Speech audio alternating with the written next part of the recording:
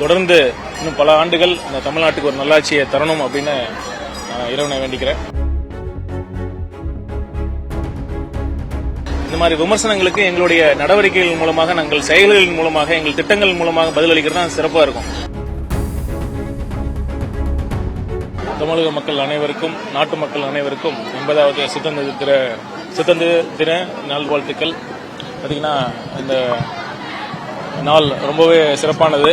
தமிழக மக்களுக்கும் சரி, எங்களை மாதிரி அமைச்சர்களுக்கும் சரி, சட்டமன்ற உறுப்பினர்களும் சரி, தமிழக வெற்றி கழகத்திற்கும் சரி, எங்கள் தலைவர் முதலாக இன்று கோட்டையில் கொடியேற்றிருக்காரு. ரொம்ப பெருமையாகவும் இருக்குது, மகிழ்ச்சியாகவும் இருக்குது. இப்போ நம்ம சுதந்திரம் வாங்கி இத்தனை வருடங்கள் ஆயிருக்கு. நம்ம இந்த நாளில் இன்னைக்கு ஒரு விடுமுறை நாள் அப்படிங்கிற எண்ணத்தில் இன்னைக்கு ஒரு கொடியேற்றணும், ஒரு ஸ்வீட் சாப்பிட்டோம் அப்படிங்கிறத தாண்டி நம்ம எந்த சந்தர்ப்பத்தில் நம்ம இந்த சுதந்திரம் நம்ம கிடைச்சது, நம்ம இதுக்காக எத்தனை தியாகிகள் நம்ம நாட்டுக்காக போட இருக்காங்க, அதை தியாகத்தெல்லாம் நினைச்சு பார்த்து இன்னும் நம்ம ஒரு புதிய உத்வேகத்தோட இந்த நாட்டை நம்ம அடுத்த கட்டத்துக்கு எடுத்து சொல்லணும். அதற்கு முக்கிய விஷயமா இன்னைக்கு தலைவர் முதலமைச்சர் அவர்கள் இன்னைக்கு ஒரு கோட்டையில் பேசுறப்ப செய்தியை சொன்னார்.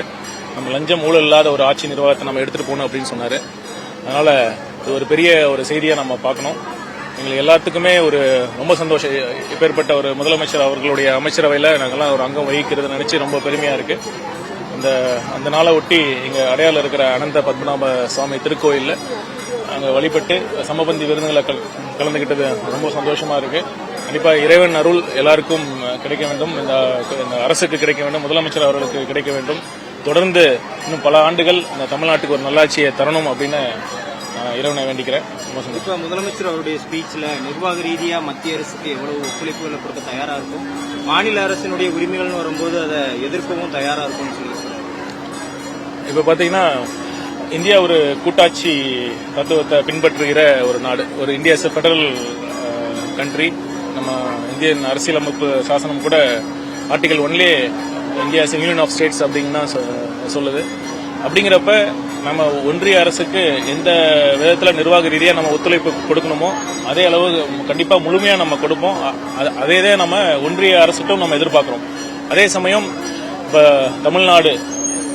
தமிழ்நாட்டுக்குன்னு ஒரு கொள்கை இருக்கு, தமிழ்நாட்டுக்குன்னு ஒரு தனித்துவம் இருக்கு.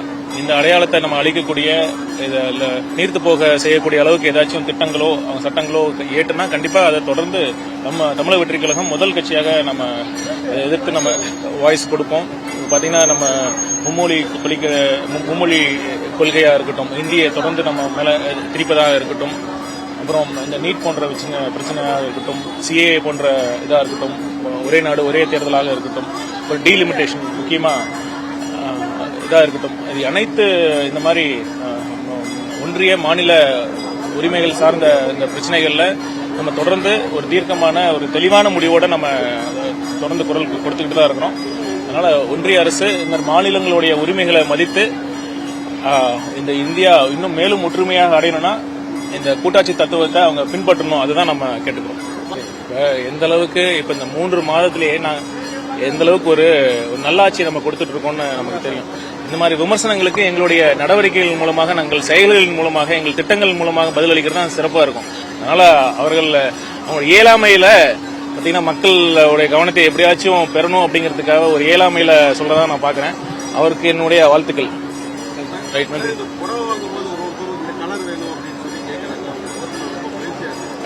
இல்ல அதான் நான் கேட்டேன், இந்த மாதிரி புடவை கொடுக்கறது திட்டம் எதா இருக்கான்னு கேட்டப்ப அம்பாளுக்கு சாத்தின புடவை தான் வருடத்துக்கு 2 முறை அம்பாளுக்காக மக்கள் கொடுத்த புடவையை நம்ம கொடுப்போம் அப்படின்னு சொன்னாங்க. அப்படின்னு நிறைய புடவை இருந்தது. சரி, ஒவ்வொருத்தருக்கும் நிறைய கலர்ல புடவை இருந்தது. அதனால அவங்களுக்கு விருப்பமான கலர்ல கொடுத்தா அவங்களும் சந்தோஷமா இருப்பாங்க. அதுல நமக்கு ஒன்னும் பெரிய நமக்கு கெட்டு போவது ஒண்ணும் இல்ல. மக்களின் விருப்பத்திற்காக தான் இந்த ஆட்சி. தலைவர் சொன்ன மாதிரி மக்கள் ஆட்சி.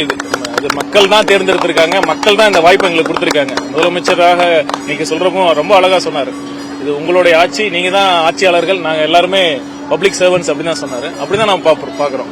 மக்கள் விருப்பத்திற்காக தான் ஆட்சி. நன்றி. நன்றி.